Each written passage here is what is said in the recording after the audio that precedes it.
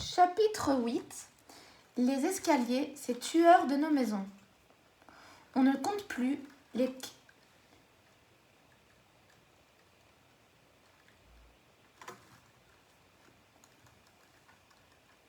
campagnes de prévenance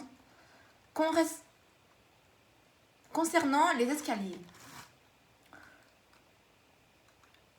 domestiques.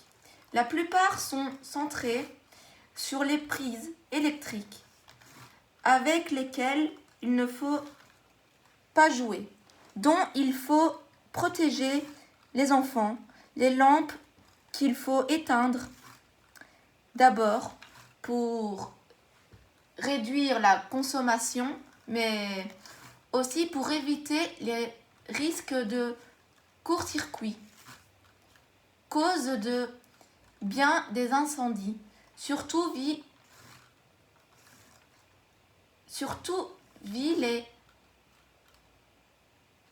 guirlandes de Noël, souvent mal fabriquées, vendues trop bon marché pour être honnête, mais conservées dans nos caves en attendant le Noël suivant et installées à la hâte sur un sapin trop sec qu'une étincelle suffit à enflammer. Mais on ne parle jamais des escaliers qui pourtant tuent bien plus que l'électricité ou le gaz. Chaque année, j'examine plusieurs corps de personnes pas toujours âgées qui se sont tuées dans l'escalier. Le plus souvent, la faute encomble à ce que nous portons aux pieds. Chaussures, mocassins, pantoufles, etc. qui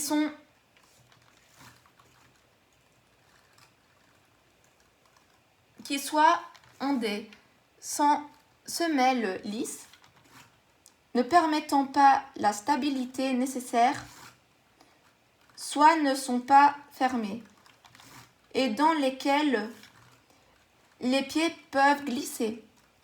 La faute en incombe également aux marches elles-mêmes, qui soit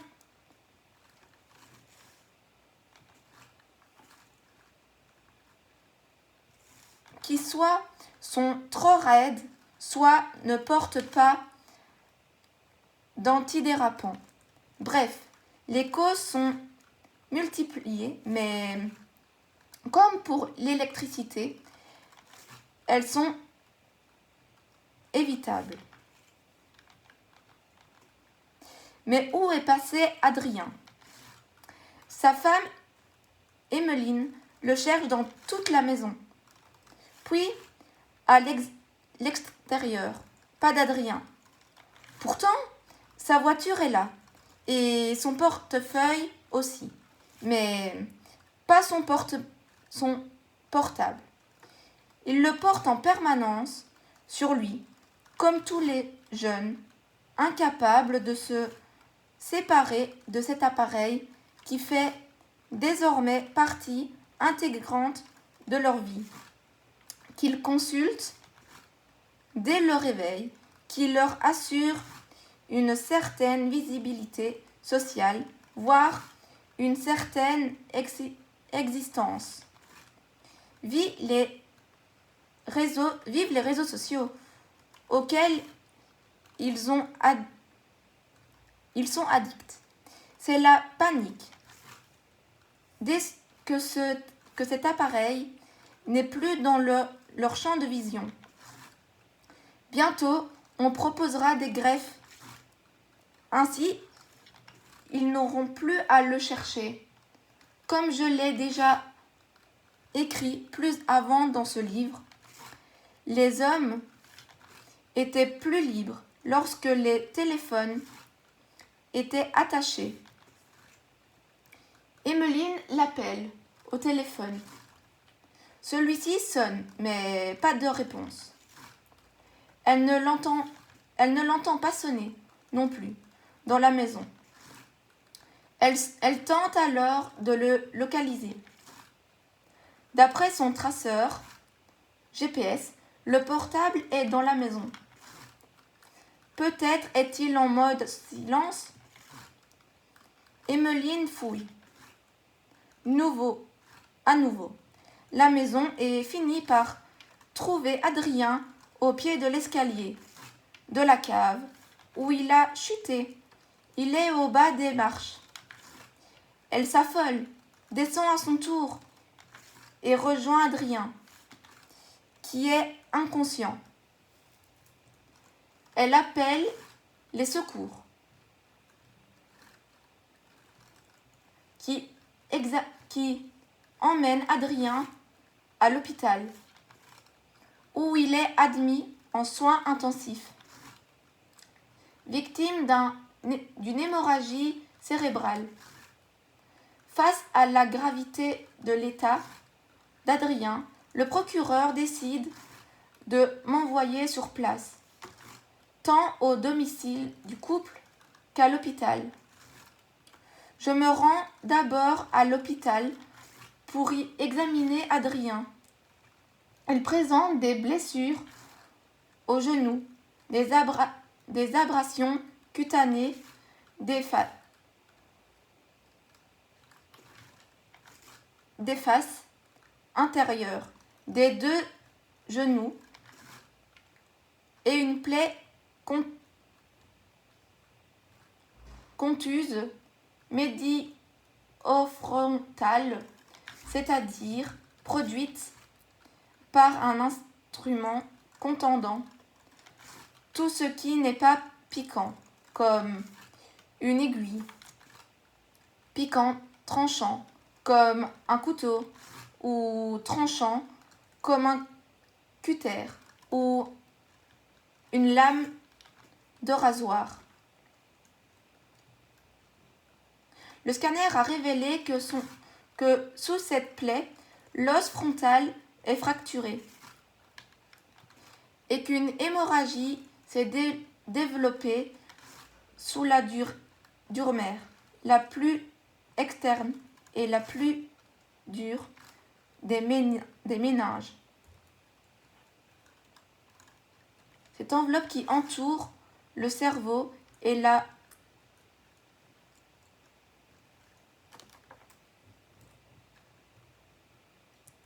moelle épinière, témoin d'un choc très violent contre une surface dure ou provoquée par un objet contondant, projeté avec beaucoup de force contre le crâne. Il a également les deux yeux au beurre noir, qui peuvent laisser penser qu'il s'est pris deux beaux coups à leur hauteur.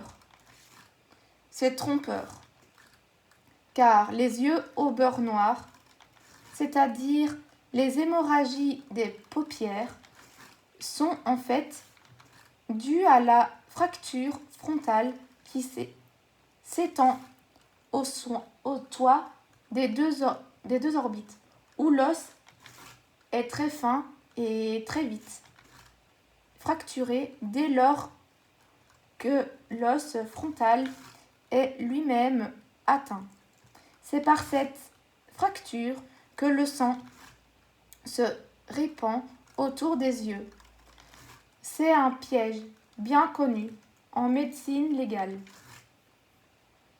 L'examen réalisé au lit du malade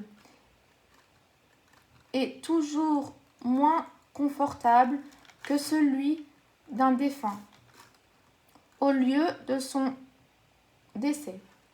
À l'hôpital, pas question d'interférer avec les soins, ce qui est bien normal, mais il faut néanmoins visualiser les lésions, lesquelles sont couvertes de pansements et en cas de plaie profonde, fermée par des points de suture. On peut retirer les pansements, pas les points de suture, ce qui signifie que les bords de la plaie ne sont pas examinables et qu'il se pourrait qu'on ne puisse déterminer si le coup a été donné au moyen d'un objet contondant ou tranchant, ce qui fait une sacrée différence. Quant à ôter le pansement, il faut le faire de manière stérile et faire appel à un personnel infirmier déjà débordé pour refaire les pansements correctement avec le matériel nécessaire auquel nous n'avons pas accès.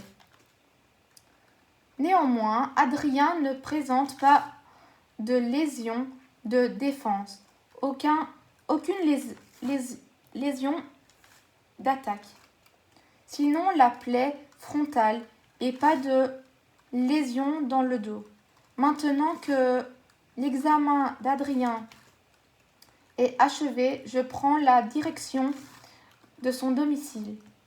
Emmeline est toujours là, interrogée par la police. Ils ne sont pas mariés, mais ils se fréquentent depuis l'école secondaire et vivent ensemble depuis des années.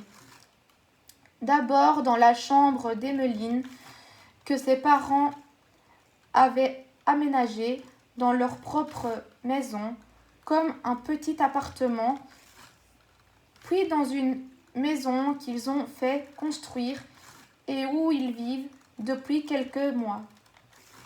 C'est là, au bas de l'escalier de la cave, très raide, qu'Adrien a été retrouvé par Emmeline. En haut des marches, je remarque une pantoufle sans fermeture postérieure et une autre sur la 3e marche, depuis le bas. Je prends ces pantoufles en photo et je demande à Emmeline si elle les reconnaît.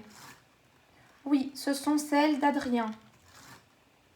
Il les portait quand vous l'avez découvert? Je ne sais pas, j'étais tellement absorbée par son état que je n'ai fait attention à rien d'autre. Ces pantoufles sans fermeture postérieure sont les plus grandes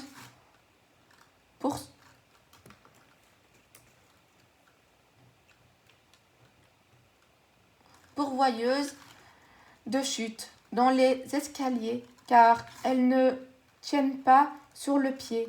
Je ne compte plus les chutes, parfois mortelles, dues à ce type de pantoufles. Visiblement, Adrien est tombé depuis le haut, s'est râpé ses genoux sur les marches et a achevé sa course à plat ventre, son crâne venant percuter le mur qui se trouve très près, 15 cm du bas de l'escalier. C'est donc bien une chute dans l'escalier qui a provoqué son état. Mais Adrien est-il tombé tout seul d'une chute accidentelle ou a-t-il été poussé dans le dos dans un acte volontaire? Je n'ai encore jamais vu de belles marques de main dans le dos des victimes, ce qui me permettrait de répondre à cette question. La présence de ces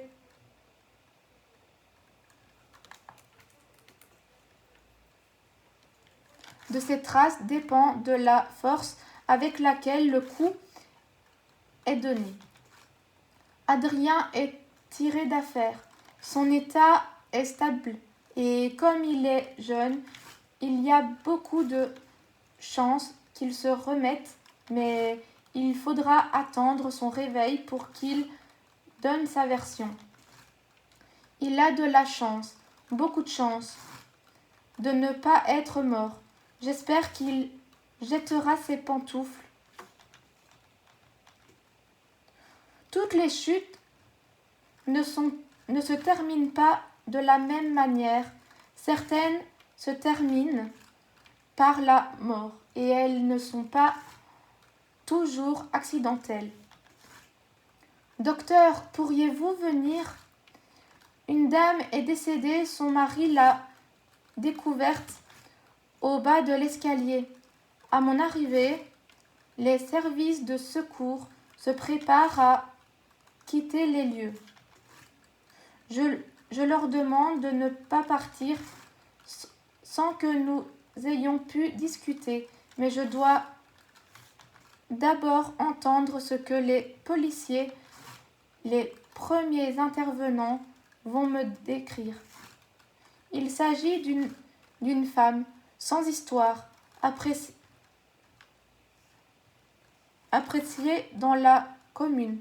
Selon ce que dit Max, le mari qui a été emmené au poste pour faire sa déposition, il a trouvé sa femme, Mélina, au bas de l'escalier quand il est sorti de sa douche. Elle ne respirait plus et n'avait plus de pouls. Il a alors commencé le bouche à bouche et un massage cardiaque externe car il est secouriste et connaît les gestes qui sauvent. Dans le même temps, il a fait appel au secours et l'a massé toujours quand ils sont arrivés et ont pris sa relève. Quant au service de secours, il m'explique l'avoir massé, avoir injecté de diverses substances dont je prends note par un cathéter placé dans une veine de l'avant-bras gauche et l'avoir intubé. Au bout d'une bonne trentaine de minutes, comme l'activité cardiaque ne reprenait pas, ils ont décidé de stopper la réanimation et le médecin l'a déclaré décédé. Je suis toujours très intéressée de connaître ce que les secours ont fait, car leur action entrave les découvertes autopsiques. Par exemple, en réalisant un massage cardiaque, il arrive qu'il fracture des côtes, ce que je pourrais prendre pour des coups portés par autrui, si je ne suis pas informée. Des substances injectées, je pourrais penser que c'est la victime qui les a pris, volontairement ou non. Quant à l'intubation, c'est encore plus embêtant, car la mise en place du tube peut créer des lésions identiques à celles d'une strangulation. Nous avons connu en Belgique une affaire qui a secoué le pays et où les médecins légistes ont été induits en erreur par de telles traces. Je leur demande également quelle était la position du corps à leur arrivée, qui est important à connaître pour l'analyse médico-légale. Mais à leur arrivée, Max avait déjà démarré le massage cardiaque externe et les manœuvres de réanimation. Le corps était donc dans la position dans laquelle il se trouve à présent. Il faudra demander au mari, ce qui est toujours embêtant car s'il y a une intervention de tiers à envisager, il sera le premier suspect et il est possible que ces déclarations soient alors quelque peu faussées.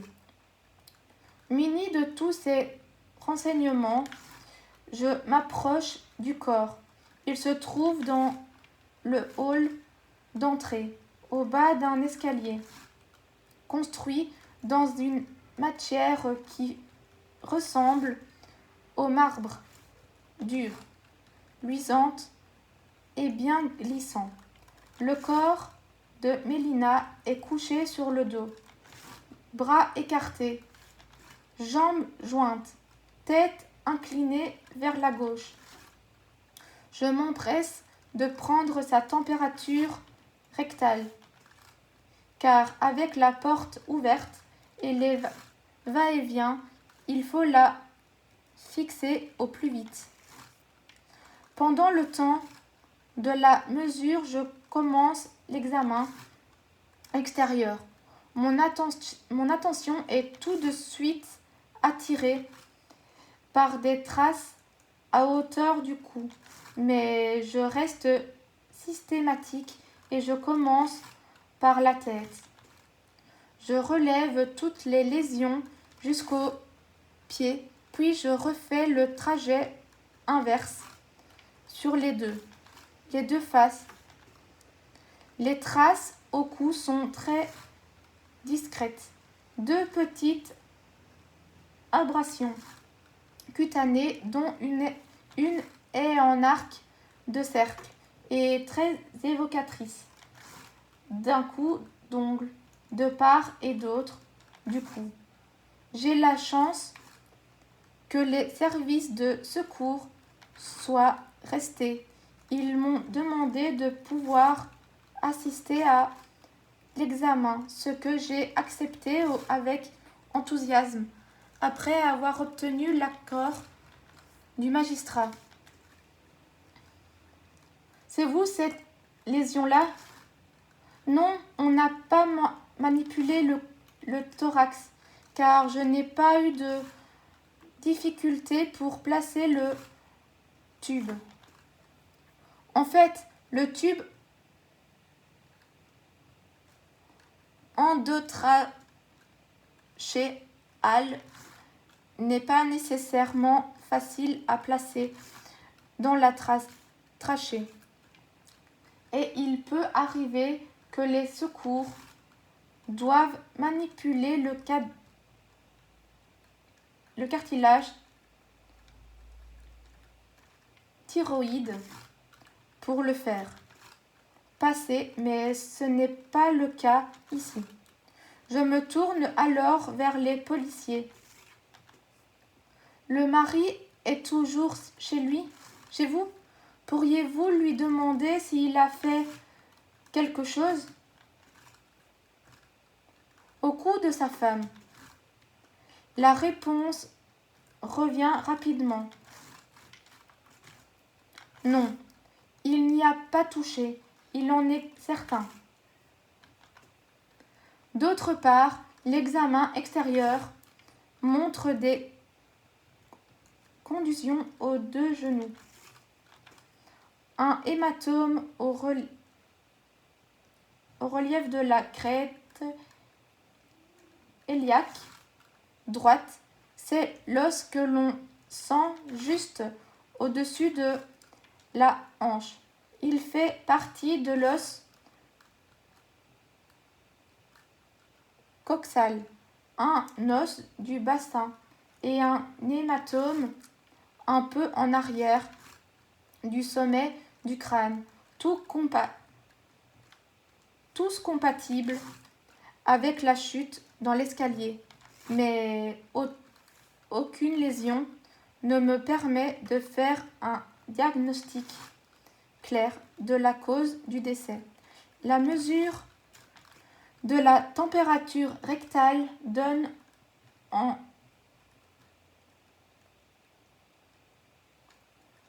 première approche approximative une heure de décès compatible avec les déclarations du mari, sans explication plausible de la présence de ces traces dans le cou et sans cause formelle de décès. Je téléphone au magistrat pour lui demander une descente criminelle, ce qu'il accepte, bien entendu. Dans l'attente, je réalise un prélèvement de sang et un autre d'urine. J'analyse l'urine avec un test qualitatif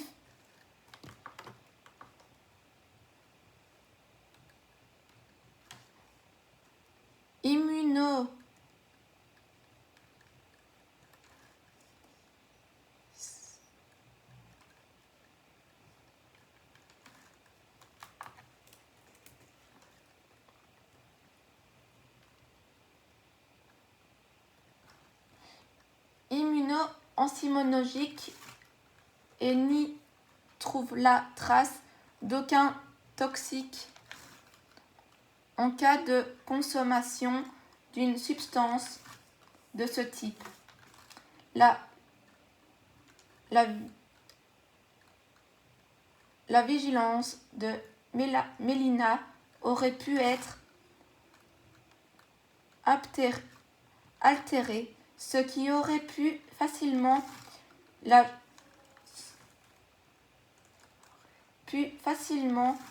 chute, mais je ne trouve rien. Au bout d'une heure, tout le monde est là. Le labo ne fait pas de prélèvement car il y a eu beaucoup trop d'interventions, ce qui a tellement pollué la scène de crime que cela ne servirait plus à grand-chose. Par contre, il prend des photos de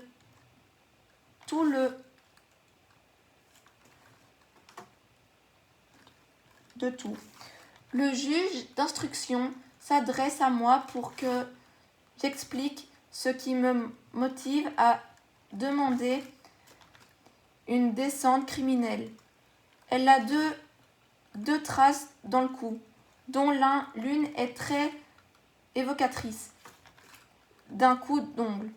Je vois tout de suite à son regard qu'il se dit qu'il est là pour rien ou pour pas grand-chose.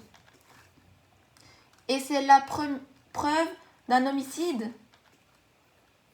Pas nécessairement, mais la difficulté avec ce type de lésion, c'est que nous avons des vivants qui se présentent avec une multitude de traces dans le cou, après avoir été étranglés par un tiers, et d'autres que l'on découvre avec peu de traces, mais qui sont quand même morts par strangulation. D'autre part, aucune lésion ne me permet de faire un diagnostic précis du décès. Pour être clair, l'asphyxie, c'est le pire des diagnostics de décès à poser.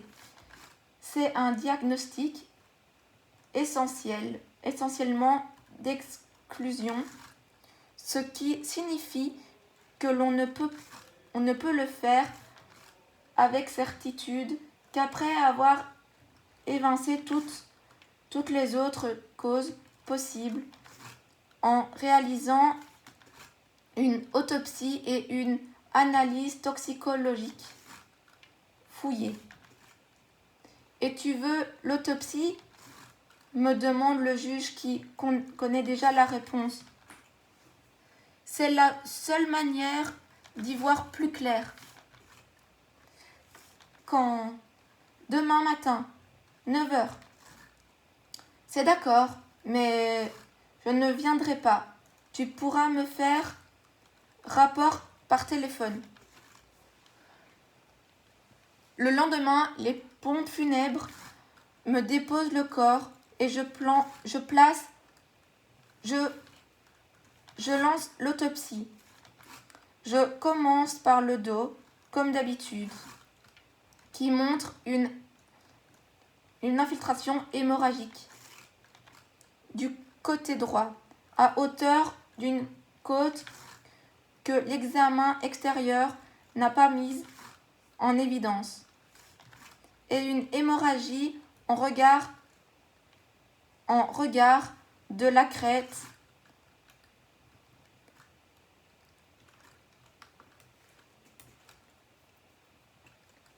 iliaque droite.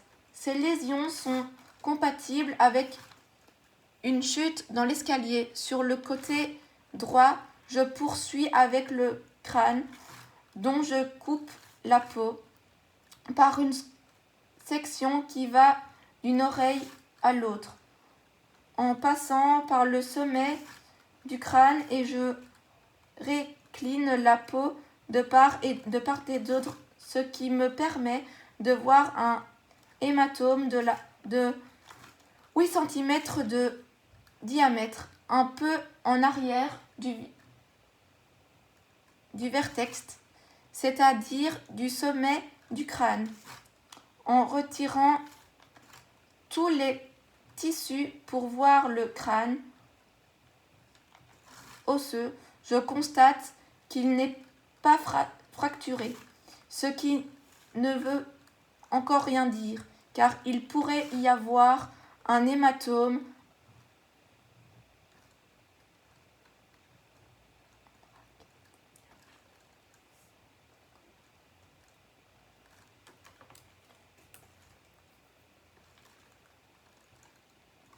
intracrânien sans que l'os soit fracturé. J'ouvre alors le crâne à la scie à plâtre et je découvre qu'il n'y a pas eu d'hématome cérébral à la section du cerveau, aucune lésion cérébrale. La chute, comme cause de décès, commence à s'évanouir. L'hémorragie cérébrale sur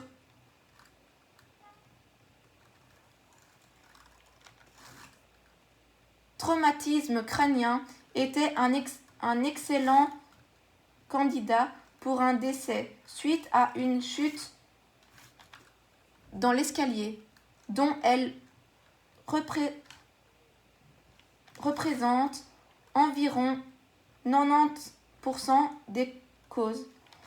On ne s'emballe pas. Il faut d'abord voir si les autres organes présentent des lésions et de quelle nature. Pour ce faire, nous retournons le corps, mon assistant et moi, et tandis qu'il ouvre le thorax et l'abdomen, je m'intéresse aux lésions de la région du cou qui, bien que petites, m'ont sauté aux yeux vu leur localisation en cette région très délicate sur le plan médico-légal. J'adore disséquer un cou. C'est la région que j'ai eu à disséquer dans le cadre du cours d'anatomie lors de mes études universitaires en troisième année de médecine.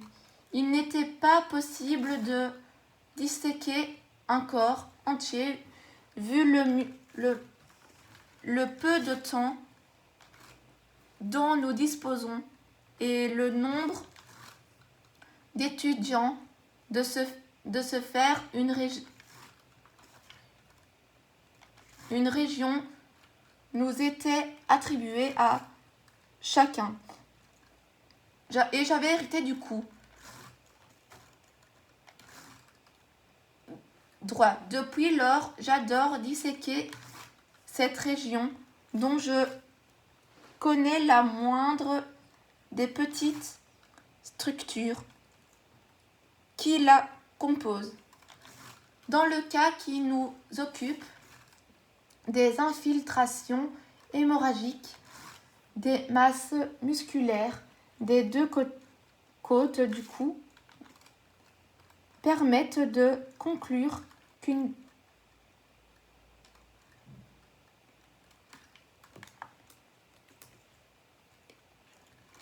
pression importante a été exercée à ce niveau. Et ce même si les lésions de surface sont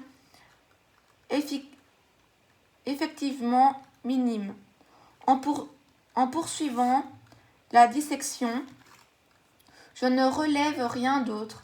Les autres structures du cou, comme le cartilage,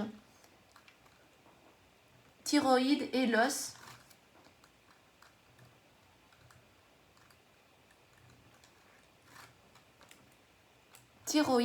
sont intacts.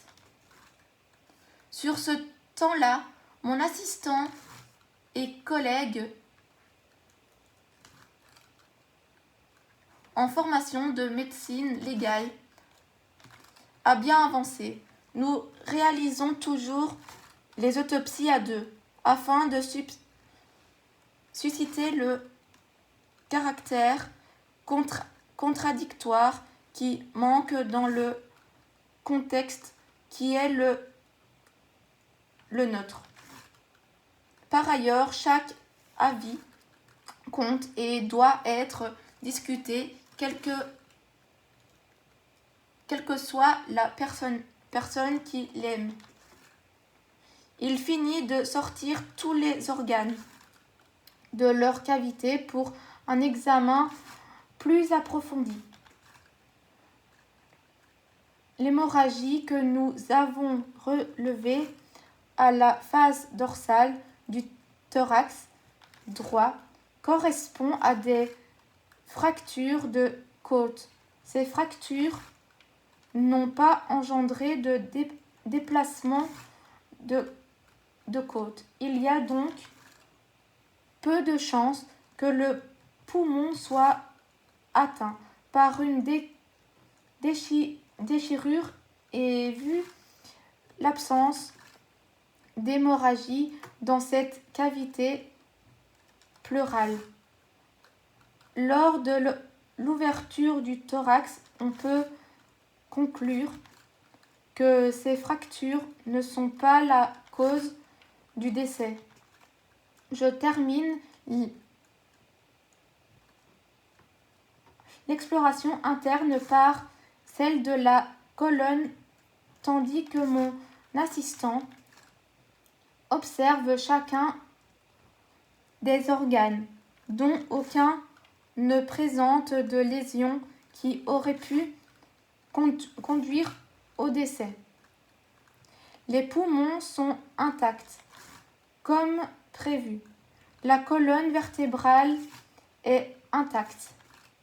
Également, pas de fracture de la colonne cervicale, celle qui va du thorax au crâne et qui donne sa structure osseuse au cou, qui aurait pu engendrer un déplacement de la vertèbre qui aurait sectionné la moelle épinière et engendré le décès.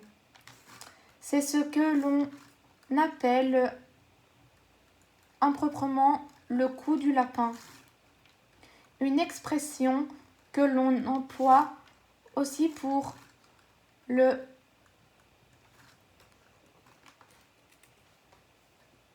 whiplash, cette entorse des ligaments vertébreux lorsque la colonne est violemment projetée d'avant en arrière, puis d'arrière en avant, comme lors d'un accident de voiture. En réalité, le vrai coup du lapin, qui est la manière de tuer les lapins, c'est une fracture de moelle à hauteur de la deuxième vertèbre cervicale qui lève une structure basse du cerveau, le bulbe rachidien. Dans le cas qui nous occupe, lorsque le corps de la vertèbre est fracturé et qu'il glisse pour venir sectionner la moelle épinière, toutes les fonctions situées plus bas sont arrêtées. Dans le meilleur des cas, la personne survit mais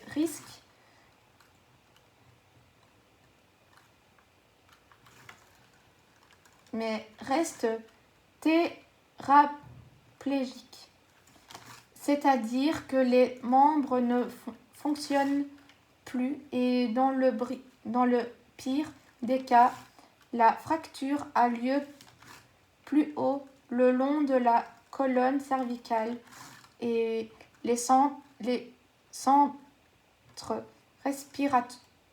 respiratoires sont coupés, ce qui engendre le décès. Je me doute que la colonne cervicale n'est pas fracturée parce que je l'ai palpée lors de l'examen extérieur. En fait, la colonne cervicale est accessible au toucher au fond de la bouche, dans cette région que l'on appelle le pharynx et qui se voit quand on ouvre grand la bouche. C'est la paroi du fond. Chez un mort, j'entre 2 doigts dans la bouche et je les pousse tout au fond, au contact de la paroi du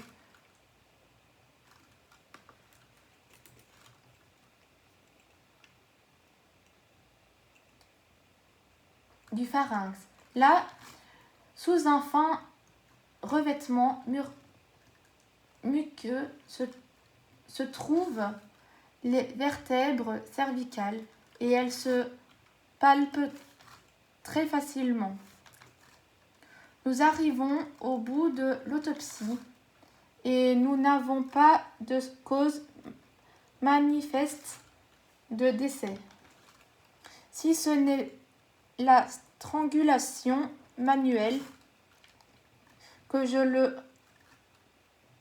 qui, je le rappelle, reste un diagnostic d'exclusion, c'est-à-dire qu'il ne peut être posé qu'après avoir exclu toutes les autres causes.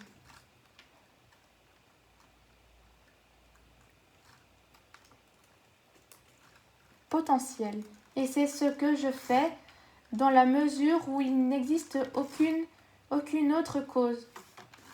J'ai pensé à une hémorragie cérébrale, une hémorragie thoracique, pas attente des vaisseaux pulmonaires, sur fracture de côte qui aurait perforé ces vaisseaux, une fracture de colonne cervicale, mais toutes ces possibilités ont été écartées. Reste l'asphyxie par strangulation. Mais dans ce cas, pourquoi n'y a-t-il que si peu de lésions? D'habitude, la victime se défend et on trouve des traces de défense sur les avant-bras, sur les mains ou trouve d'autres coups portés au crâne ou au visage pour pour étourdir la victime. On trouve plus de traces dans le cou car l'auteur doit s'y reprendre à plusieurs reprises puisque la victime se défend, mais aussi parce que ses doigts se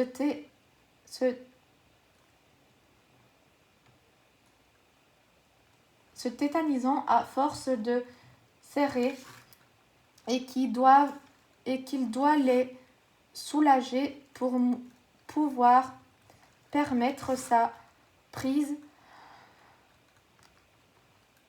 Un étranglement classique n'est donc pas aussi simple qu'on pourrait le croire.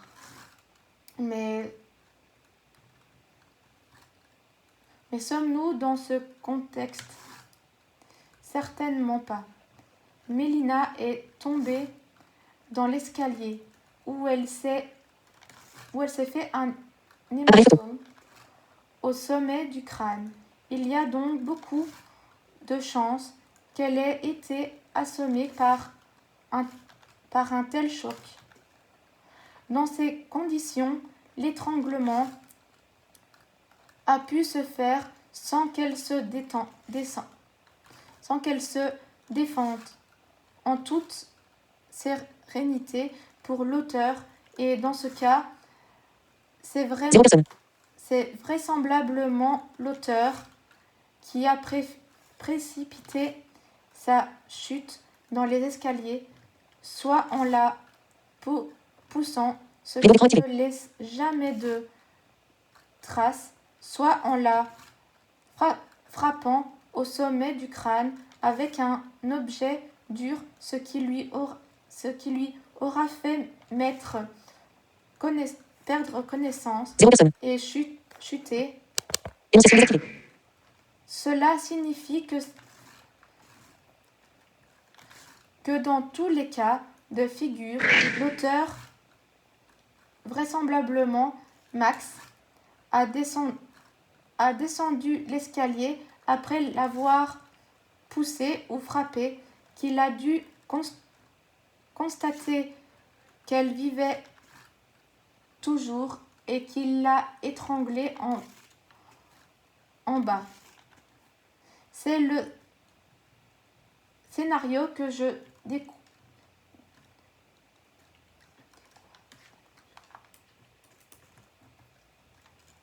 décris au juge d'instruction au téléphone. Il planifie une reconstitution sur place dans l'après-midi et place Max sous mandat d'arrêt. Désormais, Max sait qu'on le soupçonne d'avoir tué sa femme, mais il ne sait pas ce que nous avons découvert. Le juge s'étant bien gardé de lui fournir les renseignements qui lui permettraient d'élaborer une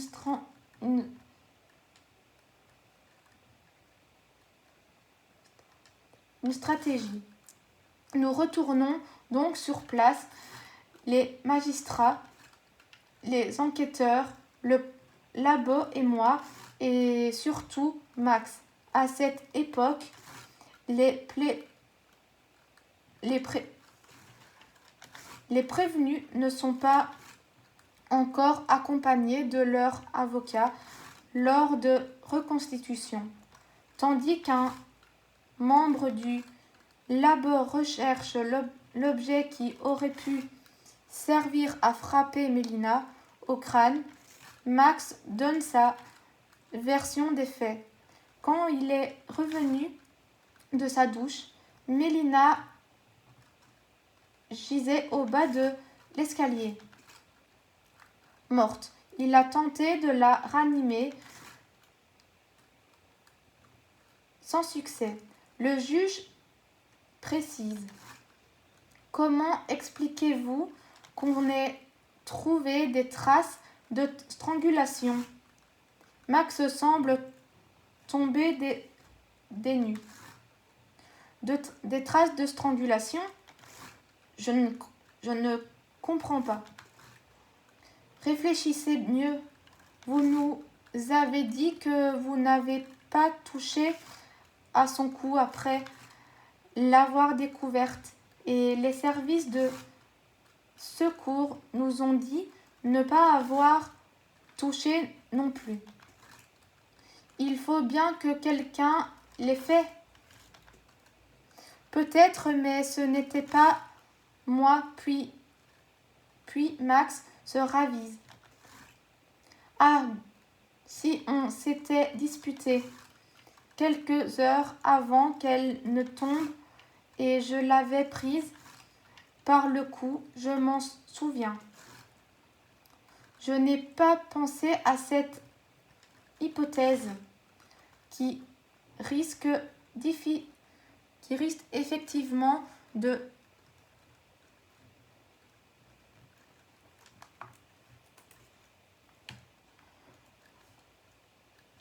dédouaner Max, car les lésions du cou sont si peu importantes que sa version peut tenir la route, dans la mesure où l'asphyxie est un diagnostic d'exclusion et que persiste toujours dans ce cas de figure la possibilité d'un trouble malin du rythme cardiaque qui ne se traduit pas. Aucune lésion à l'autopsie. J'ai prélevé le cœur et le cerveau en entier, comme je le fais systématiquement dans les cas complexes, par sécurité, pour compléter l'autopsie par de l'examen tissulaire au microscope. Je peux encore les envoyer en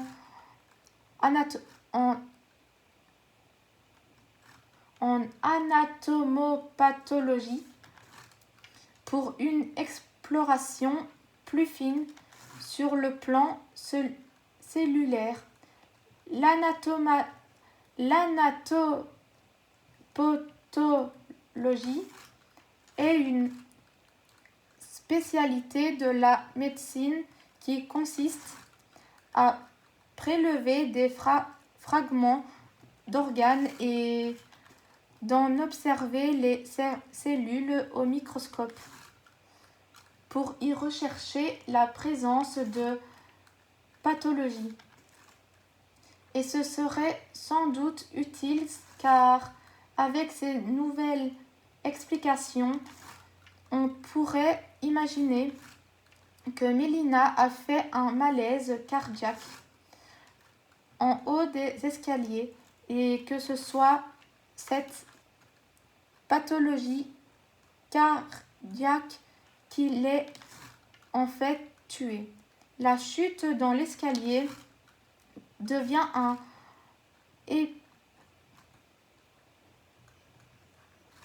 épiphénomène impur, accident qui témoigne du fait qu'elle a fait son malaise cardiaque avant de tomber. Qu'en pensez-vous, docteur? C'est possible, monsieur le juge. Comment peut-on en être sûr? Je ne vois qu'un seul moyen, réaliser l'examen histologique des tissus cardiaques et cérébraux à la recherche d'une pathologie naturelle, mais je vous avertis qu'on va à la pêche car rien ne dit qu'on trouvera quoi que ce soit. Certaines pathologies, comme les troubles malins rythmes cardiaques qui peuvent être mortels ne laissent pas de traces. Max retrouve des couleurs et l'accusation commence à battre de l'aile. C'est à ce moment-là, alors que le plus grand doute frappe tout le monde, que le labo revient avec un objet, une barre de fer trouvée à côté du lit et qui présente des traces de sang et un cheveu collé. Monsieur le juge, le labo me remet à l'instant un objet trouvé à côté du lit conjugal. C'est un objet contondant, une barre de fer qui présente une trace de sang frais et un cheveu collé. C'est vraisemblablement l'objet qui a servi à frapper Mélina au crâne et qui a provoqué sa chute dans l'escalier. Il nous suffira de faire une analyse ADN pour le confirmer. D'un coup, Max devient pâle comme la mort. Il comprend qu'il est cuit. Il sait, lui, que c'est la barre avec laquelle il a frappé Mélina en haut de l'escalier dont il est descendu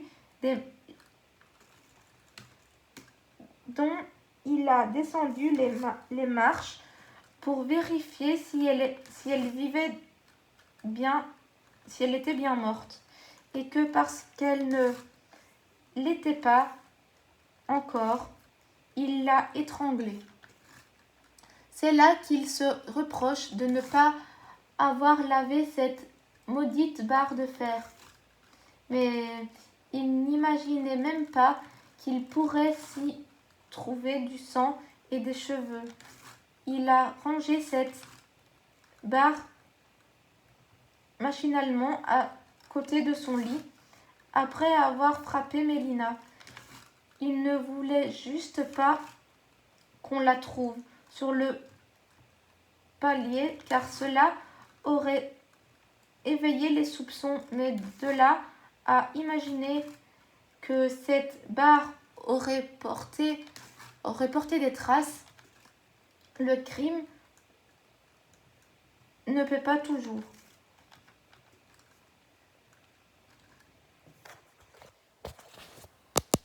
Énonciation activée. Visage prévu avec enregistrement vidéo.